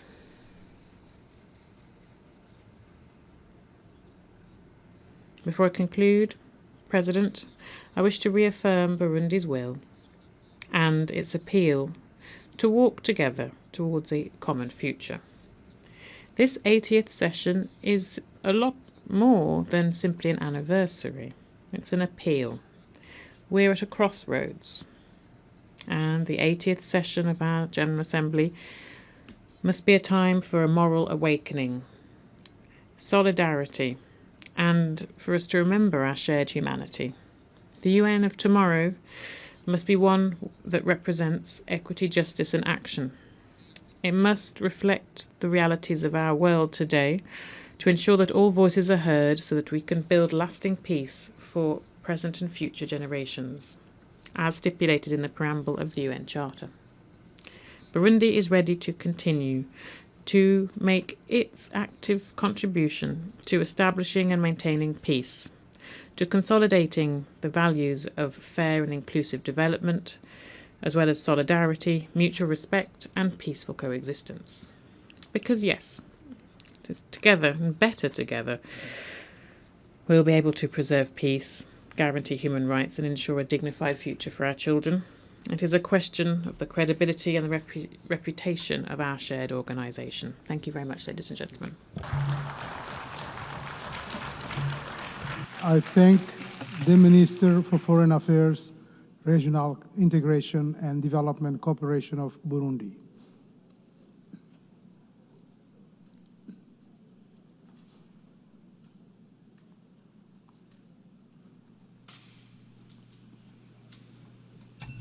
I now give the floor to His Excellency Ahmed Attaf, Minister of State, Minister for Foreign Affairs, National Community Abroad, and African Affairs of Algeria.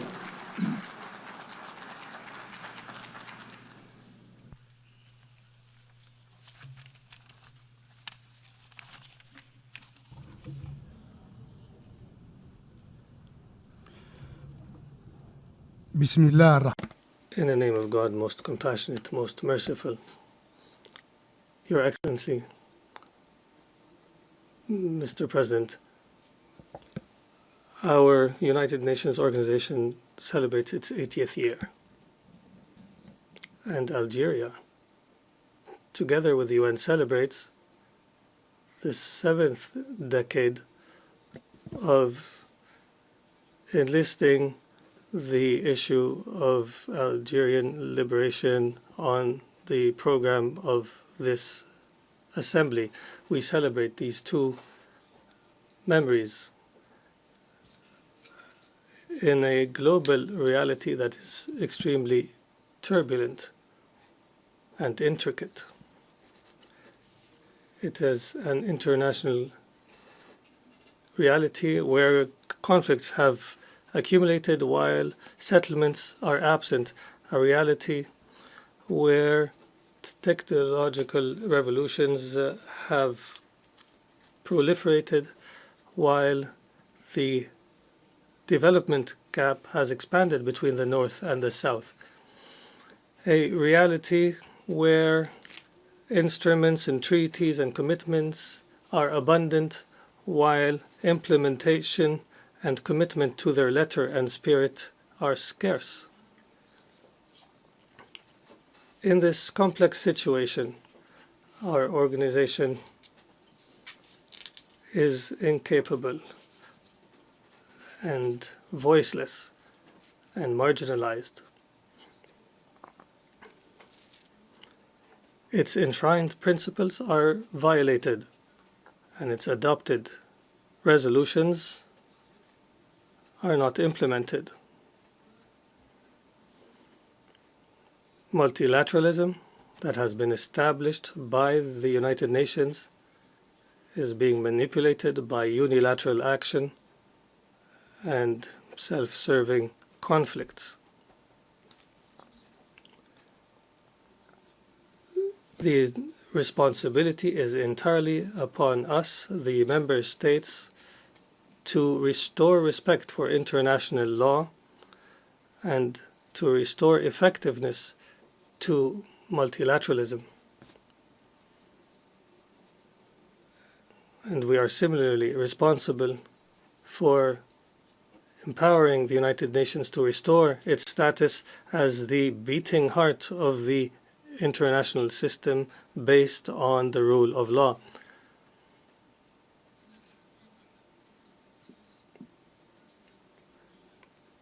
The memory of establishing our United Nations must lead us to reflect on the most important issue on its agenda, which is the question of Palestine. The age of this question of Palestine is as old as the United Nations organization, and the legal essence of this issue takes root in the principles of the UN Charter. And the history of this issue is preserved in more than 1,000 resolutions who have recorded its essence and its legitimacy for through more than 900 resolutions adopted by the General Assembly and close to 100 resolutions adopted by the Security Council. The question of Palestine faces the greatest threat ever today, which is the threat of erasure through annexation and displacement, as well as through suffocating the legitimate institutions that represent the Palestinian question, and that may also eliminate the two-state solution that has been the consensus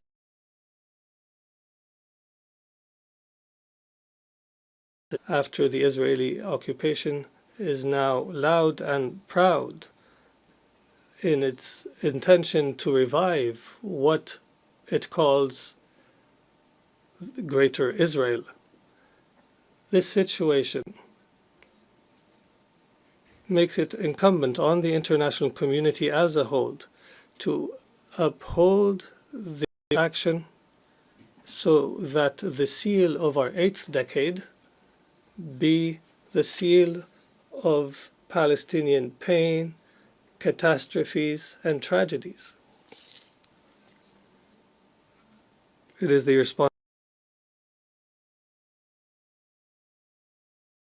of Palestinian neighbors, in particular Lebanon, Syria, Egypt, and Jordan, the horrors, promises, It is the responsibility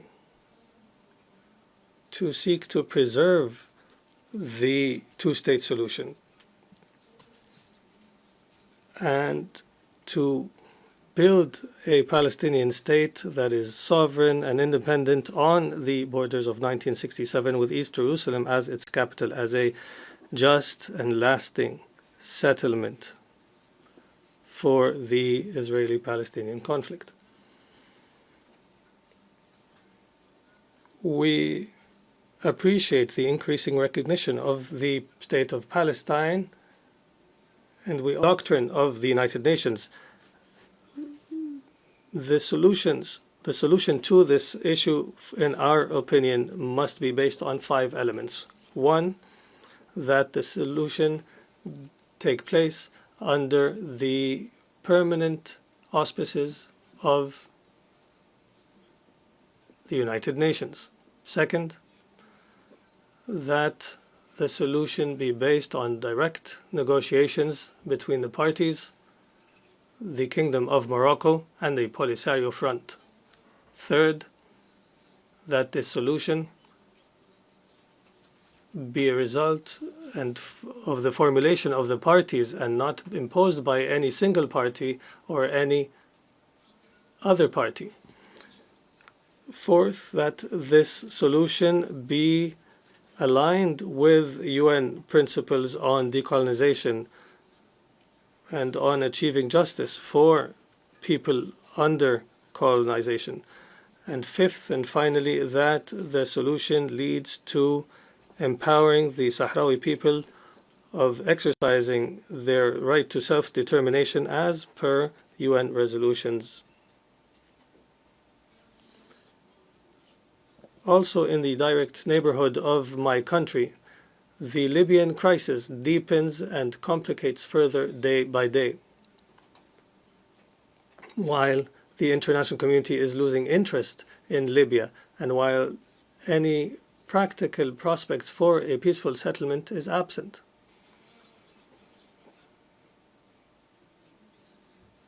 "14 years after the start of the crisis, this sisterly nation remains trapped in divisions that are fueled and invested by foreign interventions, as per plots that do not desire the best for Libya or desire Libya's stability or security. If the matter was left to the Libyans alone, they would have reached an end to their divisions by now and would have charted a path forward that ends the crisis a long time ago. It is high time to end the foreign interventions in Libya in order for the resilient Libyan people to heal and reunite. Only then we would have paved the road to a consensus leading to a settlement and elections by which the Libyans would choose their representatives. Representatives who are loyal to the Libyan nation and the Libyan people.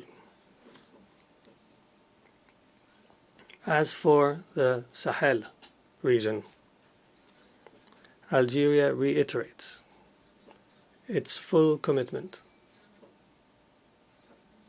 to the security and stability of our neighbors and to building the best and strongest relations and most mutually beneficial with our sisters and neighbors in the region.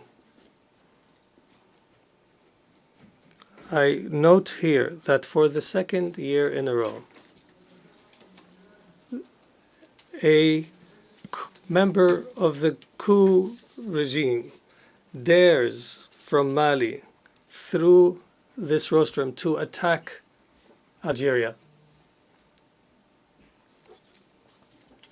It is the height of rudeness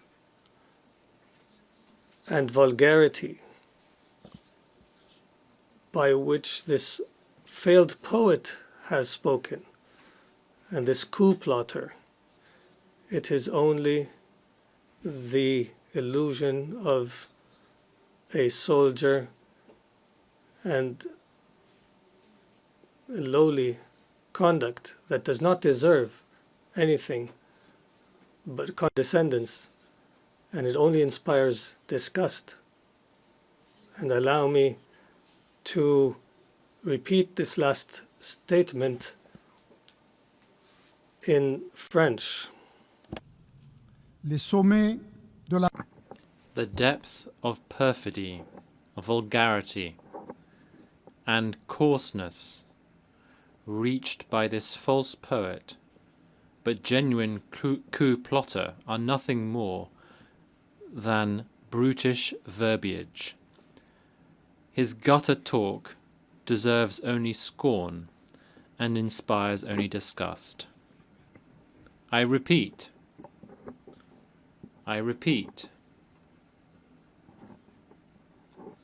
once again, the depth of perfidy, vulgarity, and coarseness reached by this false poet, but genuine coup plotter, are nothing more than brutish verbiage. His gutter talk deserves only scorn and inspires only disgust. Instead of excelling in blaming others and distracting from one's own failures, we would have hoped that coarse soldier and his likes had excelled at other disciplines that are more noble and more beneficial for Mali, such as restoring security and stability in their country, or the skill of improving the living standards of the people in Mali, and finally, the skill of empowering Mali with a governance that is befitting to its legacy and great history, a governance of competence and integrity, and that is loyal. The Republic of Mali deserves better than those coup plotters and conspirators. Algeria fully understands that this sisterly nation cannot be reduced to a few that do not aspire to a better people. The Algerian hand remains extended, and our efforts continue, and our patience will not run out. Connect us to the people of Mali. Our ties will not be shaken.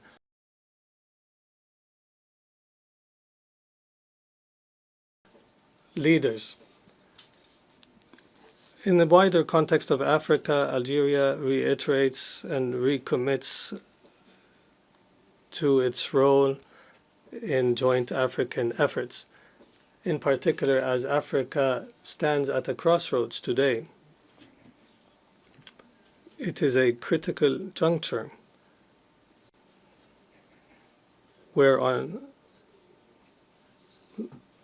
a juncture facing challenges on one side and opportunities on the other.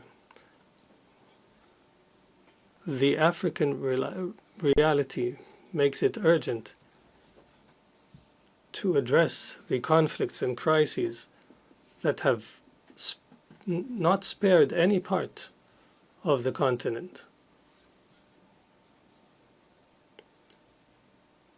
Our continent is more vulnerable to the scourge of terrorism today, and the African reality makes it urgent to seize the opportunities to achieve integration and cooperation, including through the African continental trade zone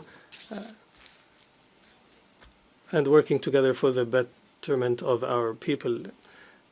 And the reality also requires the need to end decades of marginalization. The marginalization that our continent suffers in the different centers of decision-making in the world, starting with the Security Council and the World Bank and the IMF, as well as the World Trade Organization. In light of this reality, it is highly concerning that peacekeeping missions in Africa be targeted by a package of restrictions that limit missions' ability to carry out their mandates in the name of cross-cutting. Undermining the missions means undermining this essence and commitment to the collective security on which this organization is based. In the Euro-Mediterranean, Algeria continues upholding its responsibility as a constructive partner and as a reliable partner that is fully engaged in all the efforts that aim to achieve security and prosperity in this shared Mediterranean space. The most pressing challenge in the Mediterranean, represented in the trilogy of security, development, and illegal migration, requires the countries of the North Coast and the countries of the South Coast to adopt a comprehensive and inclusive approach that we hope will be the heart of what we call the new era for the Mediterranean. An approach that will restore to Euro-Mediterranean relations the balance in substance and in form. An approach that will make economic development on the southern front a shared priority in a strategic and urgent manner, and that will restore the balance of roles so that the countries of the north be a driver for growth and development within a balanced partnership based on investment and technology transfer and expanding the prospects of shared prosperity. For 2 years, Algeria has been privileged and has enjoyed the confidence of this General Assembly through its election as a non-permanent member in the Security Council. Here we are today, about to end this tenure, and we are hopeful that we have lived up to your confidence and have been loyal to the trust that you have granted us. The President of the Republic, Mr. Abdelmajid Tebboune, desired for Algeria's membership in the UN Security Council to be a membership of loyalty to the principles and purposes of the United Nations Charter, a loyalty to Algerians' Arab and African belonging, and loyalty to Algeria's identity and its history of struggle for freedom. وبناء على ذلك. Accordingly, we have pursued with all our effort and sincerity to translate these commitments to actions through coordination with our African brothers and sisters within the A3 group and through cooperation with our partners within the wider group of the elected 10 members, and as well as through consulting all relevant actors of brotherly and sisterly nations and friendly nations outside the Security Council. We have attempted and exerted our utmost, where we have been successful at times and at other times have not achieved our desired goals. However, we have not surrendered and have never taken for granted a status quo. In our consolation is that Security Council's inability to address a lot of critical issues, at the forefront of which is the issue of Gaza, this incapacity did not silence the international conscience that is loudly heard in the overwhelming majority of the member states in the Security Council and in this UN General Assembly. The international conscience, overwhelming majority, and therefore Algeria is certain that hope remains alive for a better future for our United Nations, a better future for the international community, and a better future for the whole of humanity. Thank you all, and thank you, Madam President. I thank the Minister of State, Minister of Foreign Affairs, Algeria.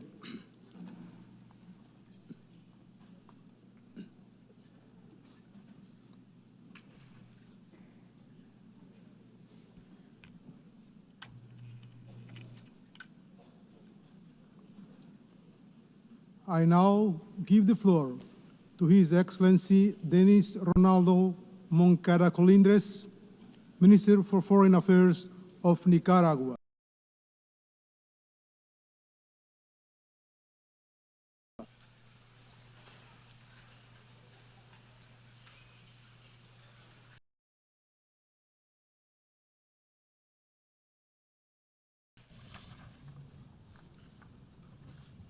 Señor Presidente, President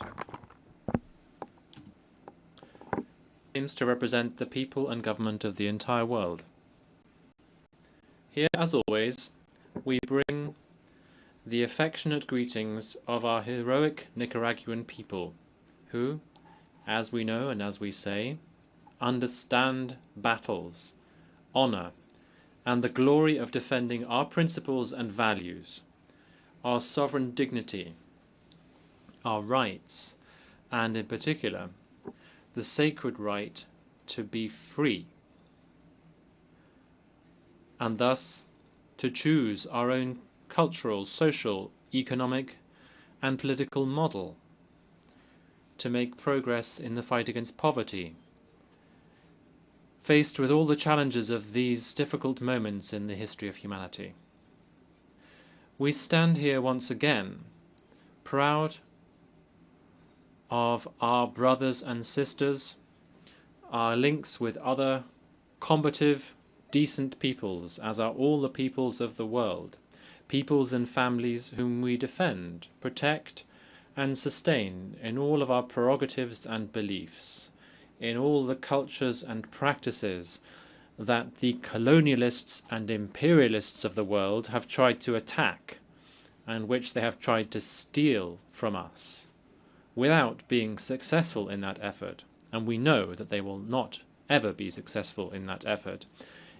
At this critical juncture, the dilemma is repeated, the eternal duality, the never-resolved conflict between peace and war, between life and death, between the supremacist attempt to appropriate our cultures and our duty to defend our spiritual, social, and material heritage.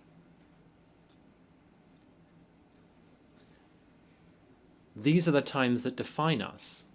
Either we're in favor of peace and life. For Nicaragua, blessed and always dignified, sovereign, free, there is no choice. We are life, health, strength, and steadfastness. In in proud and undefeated hope. We are light and truth, as our immortal General Sandino said, and we are also inspired conscience and courage, willing to serve the superior causes of humanity, the supreme good of all, concord, understanding, sensitivity, fraternity, coexistence and cooperation among all people, in order to share the goods that belong to everyone.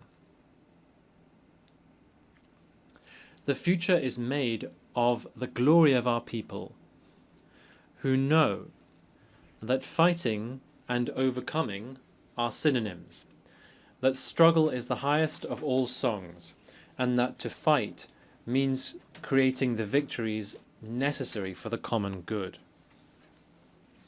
The human family demands respect and peace. The human family demands solidarity, inspired encounters between beings who are equal in every way and who are also complementary in every way.